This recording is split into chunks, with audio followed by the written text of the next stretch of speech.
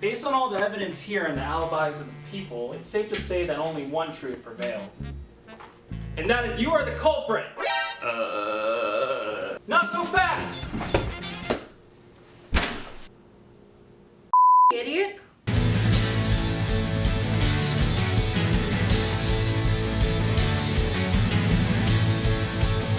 The mystery genre has always been one of my favorites growing up. Watching a detective solve a tricky case on screen or reading about it in a book was always so thrilling to me, which is why if a series has a detective character, 9 times out of 10 they are going to be one of my favorite characters. Knowing this, it should be no surprise that Detective Conan is one of my favorite manga series to this day, and I'm thrilled to be talking about it with you all. Detective Conan, or Case Closed in America, was created by Gosho Oyama and was first released in Weekly Shonen Sunday on January 19th, 1994. The series follows Shinichi Kudo, a high school student whose love of mysteries and detectives such as Sherlock Holmes has led him to become a detective himself and often helps the police around town with tricky cases. Unfortunately for him, after witnessing a shady deal go down involving a mysterious organization, he's forced to take a pill that is meant to kill him but ends up shrinking him to the age of an elementary schooler instead. Forced to go under the new alias Conan Edogawa to keep people around him safe, he begins to live with his childhood friend and possible sweetheart Ron Mori, daughter of the private detective Kokoro Mori, in hopes that he will eventually be able to catch the organization and return to his former self.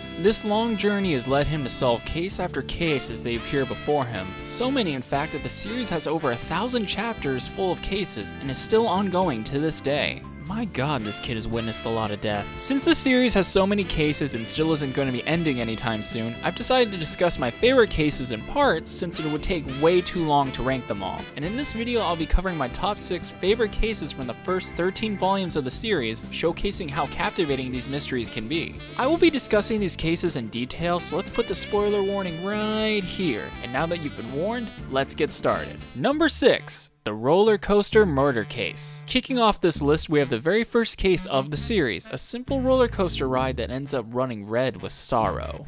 Shinichi and Ron are enjoying a day at an amusement park when the man behind them on the roller coaster ends up losing his head in one of the tunnels on the track. Already this shows that this series isn't as lighthearted as something like Scooby-Doo, as this manga panel alone is very graphic when it comes to showing blood and murder. While this murder seems like it's cut and dry when it shows the victim's girlfriend who is sitting next to him having a knife in her purse, we get the first look on how Shinichi uses critical thinking and observations to realize it's not that simple of a case. From what seemed like an earlier fan service shot, it actually showed a key piece of knowledge that the lady in front of Shinichi is a gymnast and acquainted with the victim-to-be. Not only that, but a simple tear that hit Shinichi's cheek during the ride from the front helped confirm that she could have been the only one that could have committed the beheading as long as she had a strong wire and an anchor to attach to the track to let the force of the ride pop the head right off. This case really showcases how creative this series can be with its murders and gives you a sense of how you should think outside the box with every clue that turns up, building up your excitement and curiosity for the cases to come. Not to mention this case is highly memorable as it leads Shinichi into the transformation of Conan, kicking off the series in a very strong way.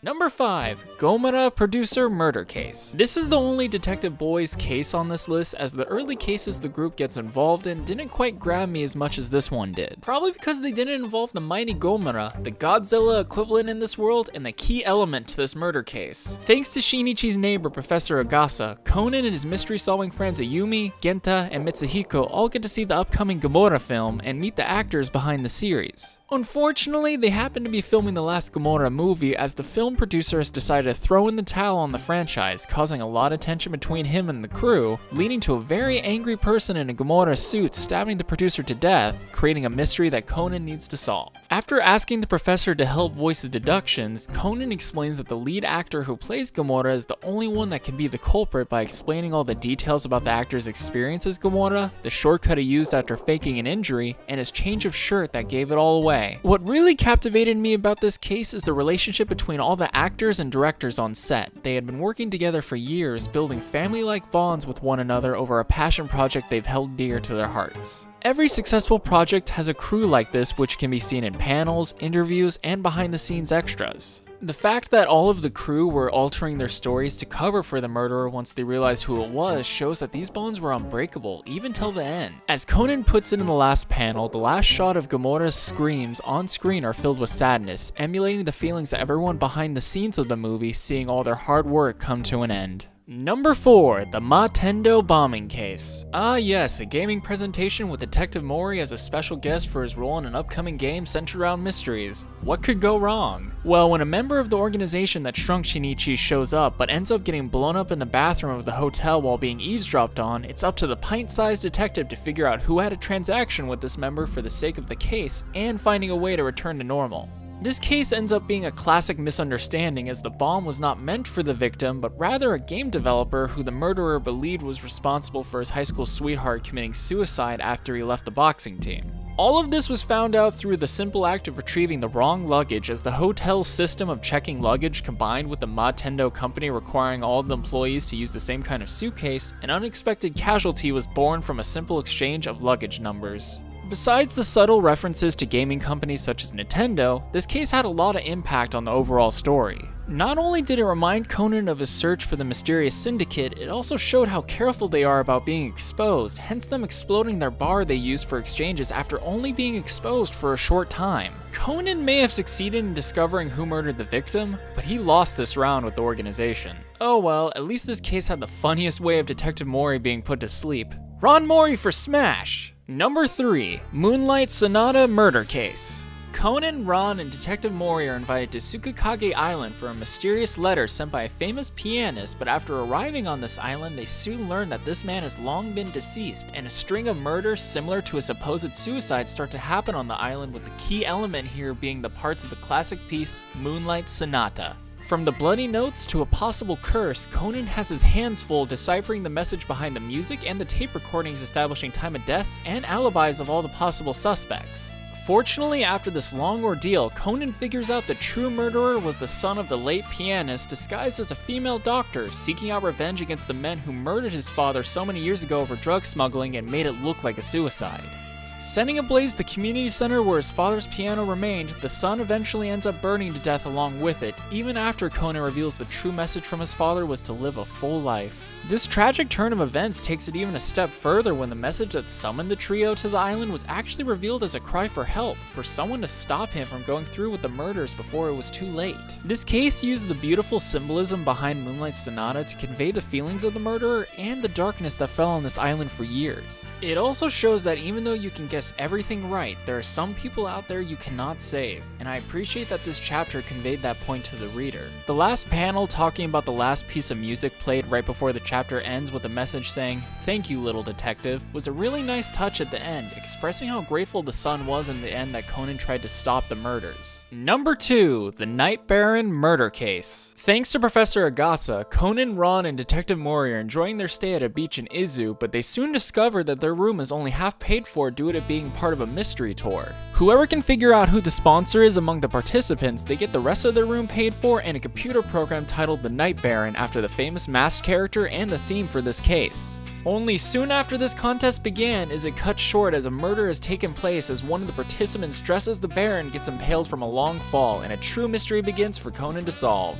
After learning about the strong winds that always appear in the evening, Conan runs an experiment from each of the suspects' rooms with futons weighted like people, ultimately replicating the murder and revealing who the murderer was. Even though this turned out to be a simple revenge story for the murderer in light of her brother's suicide, the Night Baron case left a strong impression on me for the people that were involved. Each of the suspects had an interesting role in this case, from the elderly gentleman pretending to be blind to the karate champion who was dating the murderer. This case also tackled a moral issue as well, as earlier the karate champion tried covering for his girlfriend by appearing before Ron and company as the Baron, but when blocking a strike from Ron, he was ultimately revealed to be in the costume at the time. Ron was struggling with the idea of turning him in when she remembered Shinichi's words that even if he was friends with the murderer, he would still turn them in, but only after looking at every possible angle to see if they were truly guilty. Ultimately, truth is what prevails in the end, and this part of the case shows you that you have to reach out to it even if it happens to be something unlikable. Almost made a P4 reference there. Number 1, Holmes Enthusiast murder case. Before going into my number 1 choice, it is worth mentioning that this is in a way a follow-up to the Diplomat murder case from chapters 92 through 96, as this case involved a detective from the West named Haiji, and in that case, he was competing to solve a case before Shinichi, who also appeared after being reverted back temporarily due to cold medicine in the form of alcohol. Now, in the Holmes Enthusiast case, Conan gets invited to stay at the Moycraft vacation home as part of a Sherlock Holmes-inspired contest. Many fans of the great Sherlock Holmes are there, including Haiji, who's hoping hoping to run into Shinichi there. A rare copy of A Study in Scarlet is up for grabs by the owner for whoever can complete a quiz and a mystery game that follows after. However, as usual, what was supposed to be a fun-filled trip quickly turns red with murder as the next day the owner seemingly drives off a cliff, kicking off a mystery for both Conan and Haiji to solve. When another murder and attack happen throughout the night, the mystery gets even more complex, but Haiji is starting to notice how Conan is acting like Shinichi when it comes to investigating. After coming to the conclusion on who did it, Conan knocks out Haiji and uses his voice to reveal that it was the president of the mystery club who committed the murder in an act of rage over the owner publishing a book that he felt would belittle Sherlock Holmes. Besides this case using a really clever trick involving rigor mortis, this case really was a treat for all the mystery fans out there. As someone who loves mystery, I couldn't help but geek out myself while reading this case, especially when the cast was talking about Sherlock, getting me to think about all the mysteries I have read. Not that I'm a giant Sherlock Holmes fan like these characters, but it was a nice moment of relatability. But what clinched this as my favorite case in the first 130 chapters is that Haiji discovers ultimately that Conan is Shinichi and is filled in on his situation. Not only does Conan make a friend out of his rival, but this leads to a lot of great cases down the line of these two working together, which I hope I can cover some of them in the future when I do more of these lists. Well, those were my top 6 cases from chapters 1 through 130. This list was tough to narrow down as I love so many of these cases, but making a series of videos will ultimately work out in the end as I will have plenty of other cases to make lists out of in the future. If you haven't read Detective Conan before and you love a good mystery, I highly recommend this series. Now, if you'll excuse me, I have a soccer ball related headache to attend to.